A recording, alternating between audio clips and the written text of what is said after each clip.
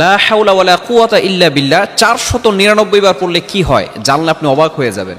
আমরা অনেক সময় কঠিন বিপদে পড়ে যাই, অনেক সময় হতাশ হয়ে যাই।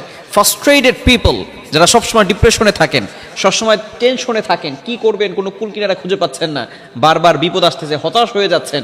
ভালো করে মনে রাখবেন, আল্লাহ তাআলার কাছে যদি আপনি সঠিকভাবে চাইতে পারেন, অবভিয়াসলি আল্লাহ তাআলা আপনাকে দিবেন। আমরা আল্লাহর কাছে চাওয়ার মতো চাইতে পারি না। লা হাওলা ওয়ালা কুওয়াতা ইল্লা বিল্লাহ খুবই চমৎকার একটি বাক্য। যদি কোনো ব্যক্তি অভাবে থাকেন এবং এই দোয়া পড়ে যদি আল্লাহ তাআলার কাছে দোয়া করে, আল্লাহ পাক রব্বুল আলামিন তার অভাব দূর করে দিবেন। কোনো ব্যক্তি যদি বিপদে থাকেন, আল্লাহ পাক রব্বুল আলামিন বিপদ থেকে হেফাজত করবেন। এই আমলটি কিভাবে করবেন আমি বলে দিলে আপনারা সুন্দর করে যদি আমলটা করতে পারেন, অবশ্যই কয়েকদিনের ভিতরে ভালো ফলাফল পাবেন। আমরা সঠিকভাবে এই আমলটি করার চেষ্টা করব। কিভাবে করবেন?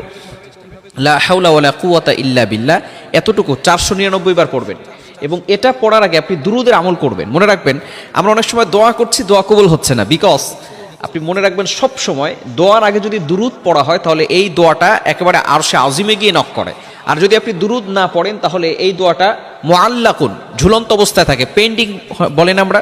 অনেক সময় দেখবেন আপনি মেসেঞ্জারে অথবা অন্য কোথাও আপনি মেসেজ পাঠিয়েছেন, যদি আপনার ফোনে অ্যামাউন্ট না থাকে তাহলে সেটা পেন্ডিং অবস্থায় থাকে, সেটা যায় না। ঠিক তদ্রুপভাবে আপনি যদি দুরুদ না পড়েন আর আল্লাহর কাছে দোয়া করেন, এই দোয়াটা কিন্তু আরশে আজিম পর্যন্ত পৌঁছাবে না, এটা মুআল্লাকুন, আসমানে গিয়ে ঝুলন্ত অবস্থায় থাকবে। দুরুদ পড়বেন, সাথে সাথে আল্লাহ পাক রব্বুল আলামিন সেই দোয়াটা অ্যাকসেপ্ট করে নেবেন, কবুল করে নেবেন। এজন্য যে আমলই করেন না কেন, শুরুতে আপনি দুরুদ পড়বেন।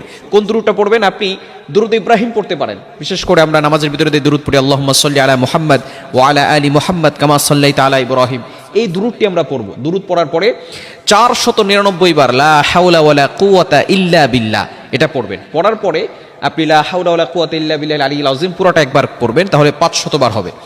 এরপরে আপনি দুরুদ পড়ে আল্লাহর কাছে দোয়া করবেন।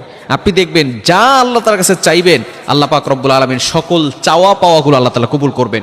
বিপদে পড়ে আছেন, মেয়ের বিয়ে হচ্ছে না, টাকা পয়সার অভাব, সন্তান কথা শুনতেছে না, বিভিন্নভাবে আপনি কঠিন বিপদে পড়ে আছেন, আপনি যদি এইভাবে আল্লাহর কাছে চাইতে পারেন, আল্লাহ পাক রব্বুল আলামিন অবশ্যই আপনাকে বিপদ আপদ থেকে হেফাজত করবেন, বালা মুসিবত থেকে হেফাজত করবেন। এজন্য আমরা এই আমলটি অবশ্যই করার চেষ্টা করব। লা হাওলা ওয়ালা কুওয়াতা ইল্লা বিল্লাহ।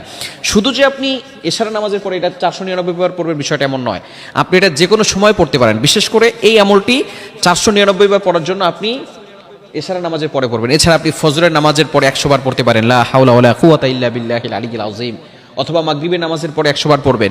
যদি কোনো ব্যক্তি ফজরের নামাজের পরে লা হাওলা ওয়ালা কুওয়াতা ইল্লা বিল্লাহিল আলিয়্যিল আযীম 100 বার পড়ে, আল্লাহ পাক রব্বুল আলামিন মাগরিব পর্যন্ত, সন্ধ্যা পর্যন্ত ওই বান্দাকে প্রটেক্ট ফ্রম অল অ্যাক্সিডেন্ট, সকল বিপদ আপদ থেকে, বালা মুসিবত থেকে হেফাজত করে। বলেন সুবহানাল্লাহ।